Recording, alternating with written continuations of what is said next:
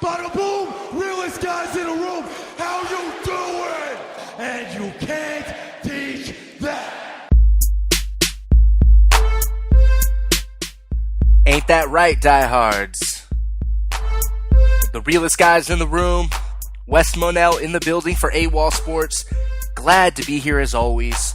Thank you for listening. I hope it's been a good week for you. So before the NFL news and before we get into the NBA scoreboard, I want to talk about patience today. That word seems to haunt people, doesn't it? Household projects really bring out the best and the worst of people. Not that I'm capable, or not that I'm not capable of doing such things, such as yard work and whatnot. But damn, sometimes I do lose my patience with people, and I'm a pretty lenient guy. Very understanding, more supportive of people than they are of themselves at times, if you can believe that. I'm not some know-it-all, though. I look up YouTube tutorials or whatever. So I'm trying to bring my yard back to life, right? Some grass died and now it's all patchy. I raked out a lot of stuff, the trees even. It was just that time. Basically our spring cleaning. Had to put a few bags of soil, a couple bags of seed. That part was easy. That was the easy part. Cleaning up the yard in order to do all of that, it took a few weeks to fit everything into the bins. I understand that process. And I have no choice but to be a little patient. The seeds are planted to grow the grass, and we'll have a decent backyard again. The wife will be happy, and the dog is going to roll all over it. We're doing this because we like to host events, Easter being the next one. Anyways, it's going to take some time for the grass to come in. Another issue, we're fixing the sprinklers. The front ones are good to go, just got to do the back, easier said than done. I won't get into that. It's a legit household project for a youngish couple. But when it comes to the process, which you know I love, middle of the day, switching out the shovel for the rake, communicating with the missus that has her own ideas, you gotta be a good teammate. And guys, I've seen it with others around me, including myself. We're less patient with the lady in our lives. Yet, even though we're not happy about unfinished business like the yard or whatever else you got going on at home, maybe you have to wait for the weather, the next paycheck. You get the point. We become patient with that stuff, but not the person we love. This is where I'm getting at.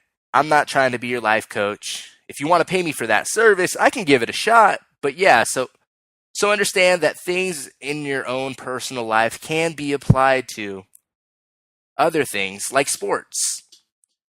See, I use sports examples and analogies to get a better grasp on the rest of my life. I'm just now learning how to implement the rest of my life to the very things I may be misguided about in the sports world. All this coming from a guy that's 90% right. I'm sure you agree with that. Fellas, diehards, gals too. Don't say that the Cleveland Browns are going to be bad forever. They've had some good drafts. A very good free agency period so far. 11 draft picks coming up.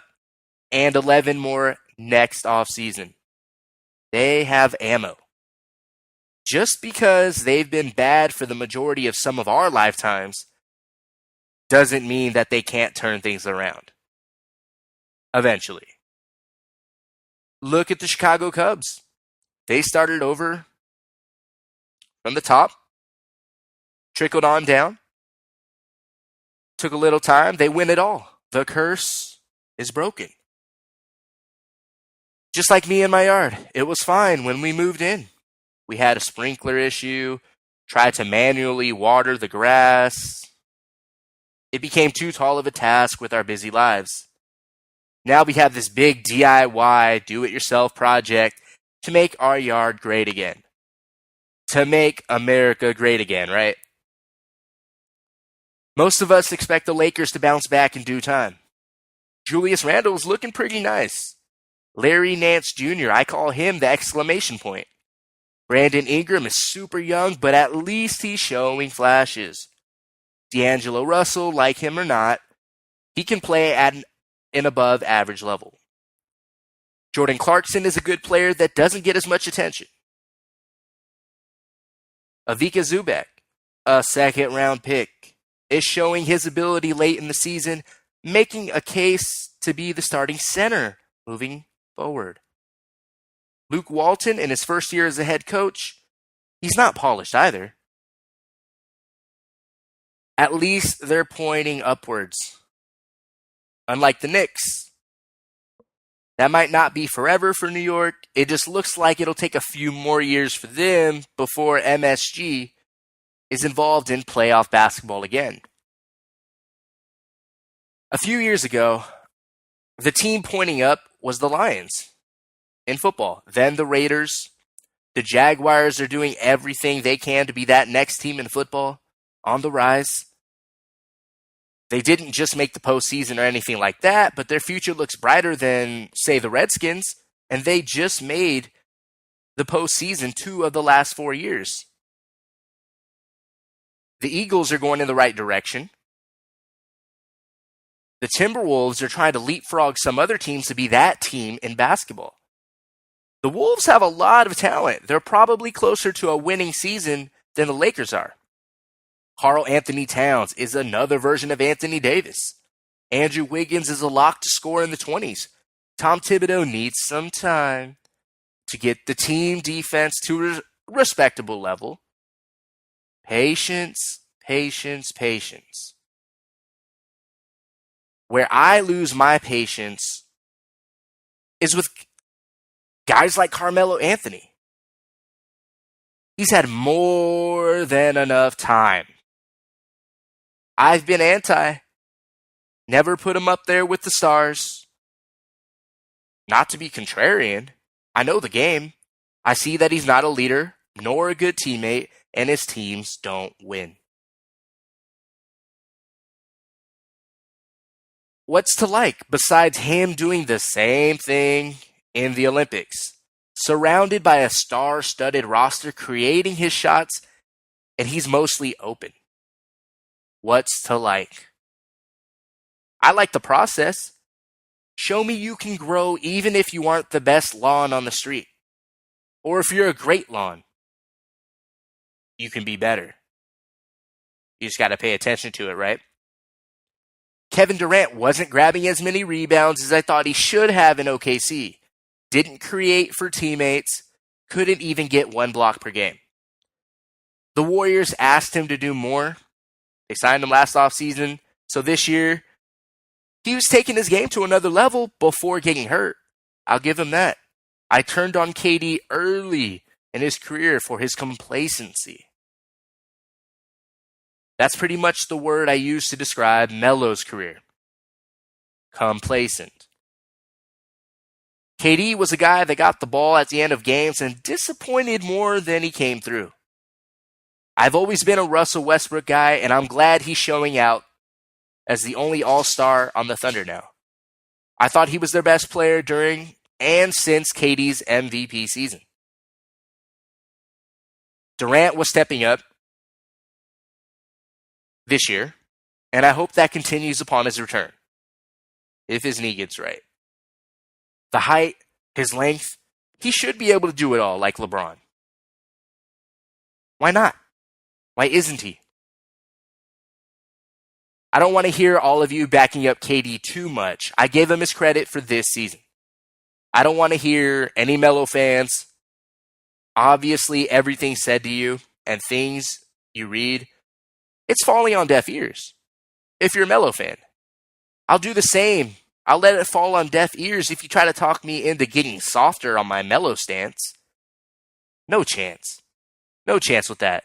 Only he can do that, and he won't. He hasn't. Ever.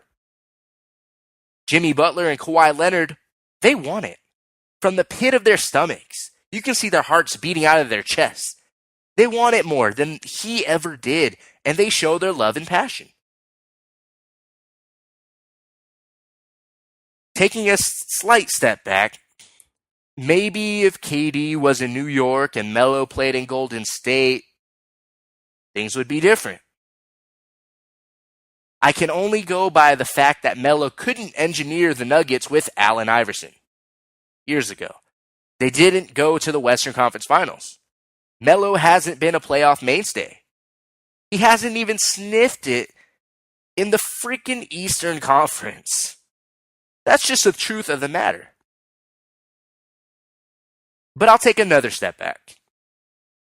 If you plug and play Melo alongside the Splash Bros and Draymond, would he finally live up to that potential? The simple answer is no. He is who he is. But could he be a better rebounder and defender? We know he's not the guy that's going to play point forward from the block or create shots for other guys or to be a lockdown defender. Or have that desire to go grab 15 rebounds in a playoff game, if he ever gets back to a playoff game. I mean, he's played enough Olympic games to reveal that he wouldn't change for anyone else. And those Olympic coaches are smart. Melo, just be you. And they can afford to do that on the Olympic team, star-studded roster. So that's where I'm coming from. Bombs away, I'm just going to do me. That's cool, man. I don't hate him or anybody. I don't hate my lawn. I do believe in development and the willingness to go all out. He chose to settle, to be complacent, and he would not get my Hall of Fame vote if I had one. No way, no how. Terrell Owens, on the other hand, it's only a matter of time, guys.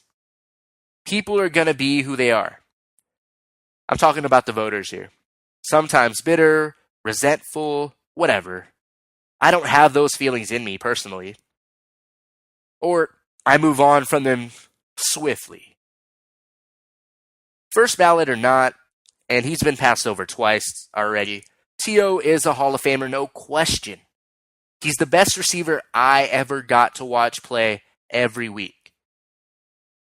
For the record, I don't remember a whole lot of Jerry Rice and Michael Irvin. Caught some tail end. But yeah, T.O., I think he was way better than, and no disrespect, but we're comparing greatness here. I'd pick T.O. over Randy Moss. How could you pick a guy with motor issues over T.O.? No questions about that. No questions about that. So I may not remember some of the other stud receivers. Little before my time, I might have went back and watched them, the highlights, and I did. I went back and watched a lot of Jerry, a lot of Irvin. Michael was good, don't get me wrong, but I don't think he was on that same level. Jerry, of course. No brainer. But yeah, T.O., HOF. Soon, in due time. So I don't remember everyone, but I do remember other guys, like Denver's tandem of Rod Smith and Ed McCaffrey. Ooh, they were good. They were smooth. Speaking of McCaffrey, I like his son, Christian McCaffrey, the running back. I like him a lot. He'll get drafted in the top 2 rounds. I think he should be a first rounder. But that's proven to be less important. Having the opportunity to play in a decent situation is more important than anything else. All right, moving on. You've been more than patient in regards to the latest NFL offseason news. So here we go. Some new, some that got lost in the fold. Dontari Poe, D-tackle, signs on with the NFC champion Falcons for a year. He'll plug in to the middle of that defense. A couple of linemen find new teams. Marshall Newhouse goes to the Raiders. DJ Fluker to the Giants. Green Bay replaces Jared Cook at tight end with Martellus Bennett. There's an upgrade. Cook, as far as him finding a new home, he joins Derek Carr, Amari Cooper, Michael Crabtree, the Raiders. Detroit signs a hometown guy, receiver Keyshawn Martin. The Michigan State product will be a depth guy, perhaps used on special teams as well. The Lions also add blocking tight end Darren Fells, corner DJ Hayden, and linebacker Akeem Spence. Minnesota scoops tackle Riley Reif from the Lions. They virtually swapped tackles with Carolina by also signing Mike Remmers and allowing Matt Khalil to walk, joining his brother Ryan in Carolina, where the Panthers also ink safety Mike Adams to a deal.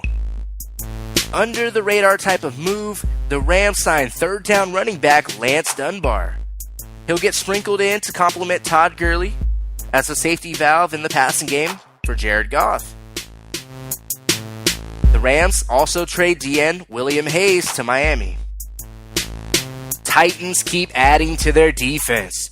They've already signed cornerback Logan Ryan, safety Jonathan Cyprian.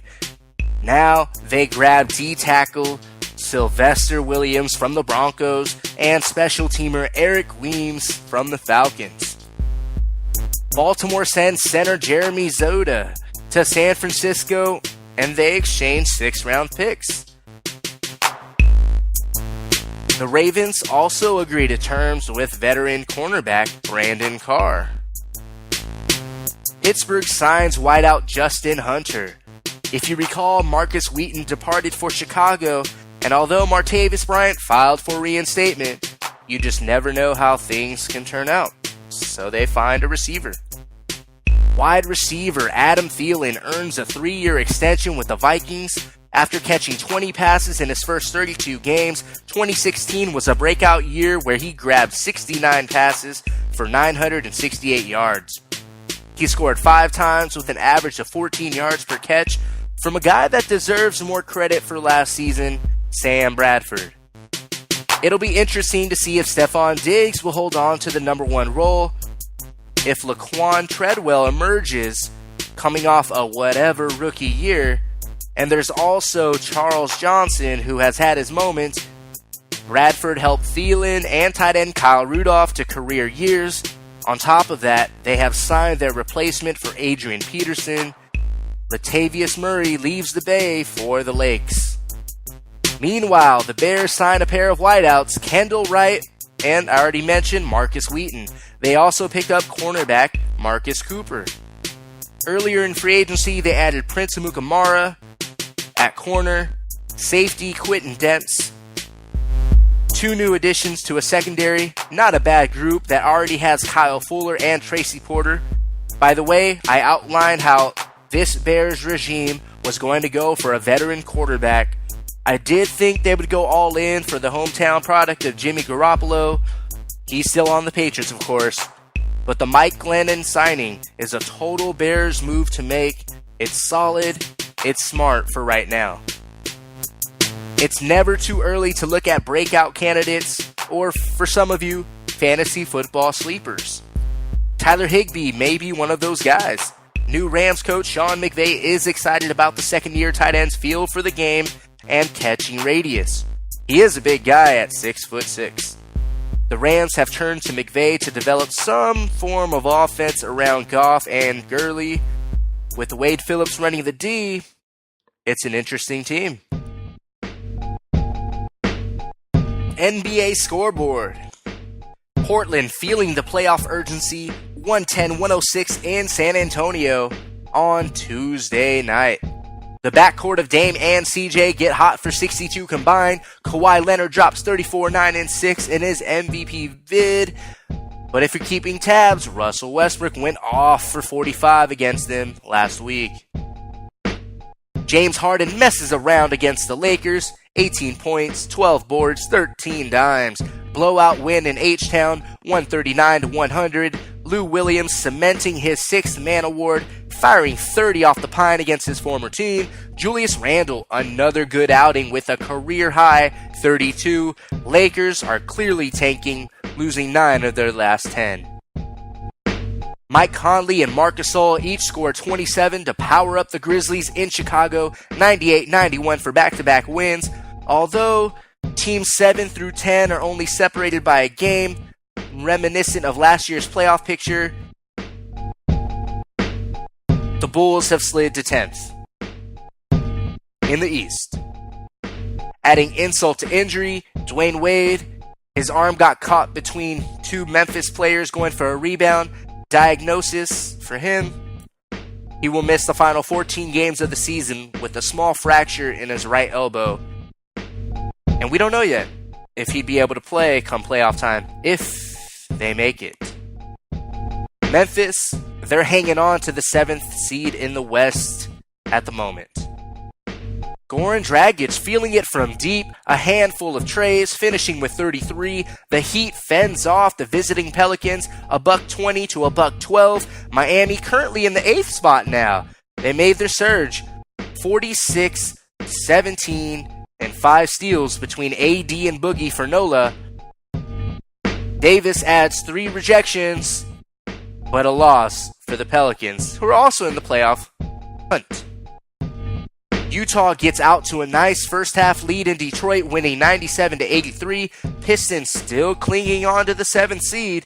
The Jazz trying to catch up to the 3rd place Rockets. Gordon Hayward's 25-9-6 leads the way. Rudy Gobert 12-9 and 4 blocks. For Detroit, Aaron Baines, the only constant as of late for the Pistons, with a 12-12 bench double-double. Isaiah Thomas nets a game-high 27 points. Al Horford shows up for a nice line of 29 and 8. That's 29 and 8, not 29. Excuse me.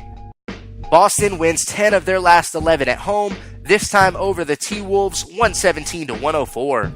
The Celtics are 2 games behind the top-seeded Cavaliers, who get Kevin Love back. Minnie doesn't always win, but their young stars always bring it. Double-double for Cat, Andrew Wiggins, Shabazz Muhammad, and Ricky Rubio all score in the 20s. 112 to 107, impressive win for the Mavericks in Washington. 13-0 run in the 4th. JJ Barea subs in and slings 13 assists. That's a career high. Dirk and Harrison Barnes both in the 20s. John Wall and Bradley Beal, that backcourt tag teams for 50 points and 16 dimes. Wall even snags 3 steals. Not enough. Bojan Bogdanovic keeps it rolling as the 6th man, 19 off the bench. But after consecutive losses, the Wizards are now a game behind Boston for that 2nd spot. Hornets can't keep up with the Pacers, 98-77. Paul George turns it up for a season-high 39. Monte Ellis contributes 19 as a reserve. Frank Kaminsky one-ups that as a reserve as well for 20 for the Hornets. Indy is 6th in the standings. By far a better home team, though. Charlotte hasn't been great this season, yet they're only 4 games out of the playoff picture. The Bucks sneak out of LA by a point, 97-96 over the Clippers. Matthew Dellavedova hits a go-ahead 3 with over a minute to play. Blake Griffin misses a turnaround in the key against a double team as time expires. DeAndre Jordan, the Space Jam character that he is, a monster 22 and 17 rebound effort. 6 Bucks hit double digits. Milwaukee is right there in that bungled group of teams fighting for a bottom seed in the East. Clippers aim to reclaim the 3 spot from Utah. One more thing, Giannis Antetokounmpo ranks in the top 20 for points, rebounds, assists, steals, and blocks. No player in NBA history has accomplished that in all 5 categories for an entire season. The Greek Freak has 15 games remaining this season. The Kings beat the Suns by the score of 107-101. Willie Cauley-Stein hustles for a big man's double-double. Skal Labissiere erupts for 32 and 11 rebounds off the bench for Sacramento. For the Suns, Tyler Ulis starts in place of Eric Bledsoe. He gets 13 points and assists. 6th man Allen Williams, 14 and 11 board double-double off the pine. 6 games on Thursday, some already underway tonight, some have finished, like Russell Westbrook picking up his 34th double-double of the season. And you can't teach that. In a Thunder victory over the Raptors. You have to check out the highlights. Russ had this beautiful pass of the year candidate sprinting up for the break. Around half court, he throws a right-handed, yes, a one-hand, bounce pass across the court, past one defender, between another defender's legs, all the way across the free throw line. All Victor Oladipo had to do was lay the ball in. But yeah, some playoff teams doing battle tonight. Jazz at Cavs could be fun to watch. Clippers at Nuggets. Nikola Jokic against Lob City front court. Also, Grizzlies at Hawks. The Bigs will bang inside. Marc Gasol, Zach Randolph square off against Dwight Howard and Paul Millsap. There's another game as well. Nets and Knicks. Probably only means anything for those in that area. The Magic play at Oracle Arena. I expect the Warriors to clown all over them. That is it, diehards. That's it for this time. The weekend, it's almost here. I'm out.